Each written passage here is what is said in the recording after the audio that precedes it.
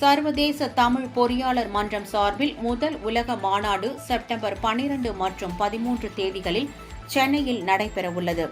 இதுகுறித்து பல்வேறு நாடுகளிலிருந்து வந்திருந்த தமிழ் பொறியாளர்களிடம் எமது செய்தியாளர் அன்பழகன் மேற்கொண்ட கலந்துரையாடலை தற்போது காணலாம்.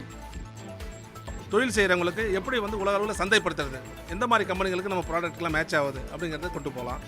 உலக சந்தைப்படுத்துறது, அப்புறம் அறிவு சார்ந்து வேலை செய்கிறது, எந்தெந்த டெக்னாலஜி எந்த கண்ட்ரியில் அப்டேட்டாக போயிட்டுருக்கு, நம்ம எப்படி நம்ம பிஸ்னஸை டெக்னாலஜிக்கலாக அப்டேட் பண்ணுறதுங்கிறது கிடைக்கும். இது மூணுக்காக பண்ணியிருக்கோம்.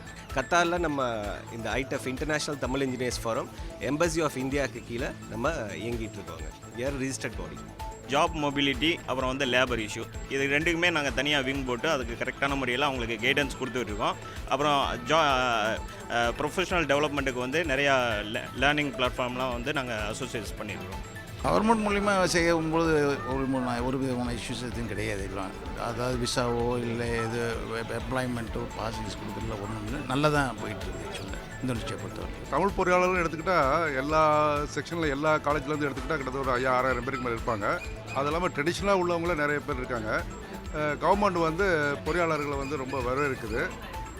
ஜாப் ஆப்பர்ச்சுனிட்டி க்ரியேட் ஆகிட்டே இருக்குது. அதாவது புது ப்ராஜெக்ட் புது வரையில் க்ரியேட் ஆகிட்டு இருக்குது. அதனால் நாங்கள் என்ன செய்கிறோன்னா எல்லா காலேஜோடைய அலுமினியம், ஒவ்வொரு crescent college, MIT, Annamalai university, Alagappa university, இவங்க எல்லாத்தையும் ஒன்று சேர்த்து ஒரு ஒரு ஒரு அமைப்பாக உருவாக்கி நாங்கள் இப்போ நடத்த ஆரம்பிச்சிருக்கோம்.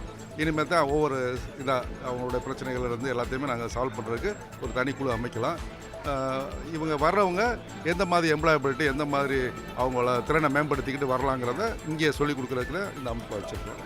பொறியாளர்கள் பொறியியல் வேலைக்கு போகாமல் அதர் ஸ்ட்ரீம்ஸுக்கு போகிற ஒரு காலகட்டாயம் இருக்குது. அவங்களையெல்லாம் ஒருமுகப்படுத்தி அவங்கள பொறியாளர்களாகவே உருவாக்கி பொறியாளர்கள் வேலைக்கு போகிற மாதிரி ஒரு மாற்றுவதற்கான ஒரு திட்டம் வகுத்திருக்கிறோம். அதுதான் சென்னை சார்.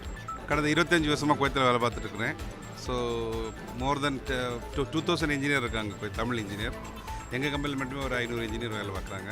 தமிழ் மக்கள், தமிழ் இன்ஜினியர்ஸு மெயினாக இதில் பெனிஃபிட் ஆகணுன்ற ஒரு இன்டென்ஷனில் உருவாக்கின இது NGO. அதில் வெளிநாட்டில் எல்லா நாட்டிலருந்தும் இன்ஜினியர்ஸு அவங்களும் யுனைட் ஆகிட்டு அவங்க சைட்லேருந்து என்ன சப்போர்ட் அவங்களால கொடுக்க முடியும், அதே மாதிரி தமிழ் மக்களுக்கு, தமிழ் இன்ஜினியர்ஸ்க்கு என்ன சப்போர்ட் கொடுக்க முடியும், அதில் உருவாக்குனது தான். இதில் குவைத்தில் இப்போ நாங்கள் ஒரு சாப்டர் குவைத்தில் இருக்கிறோம். எங்களோட சேர்மேன் குவைத்தில் தான் இருக்கிறாங்க.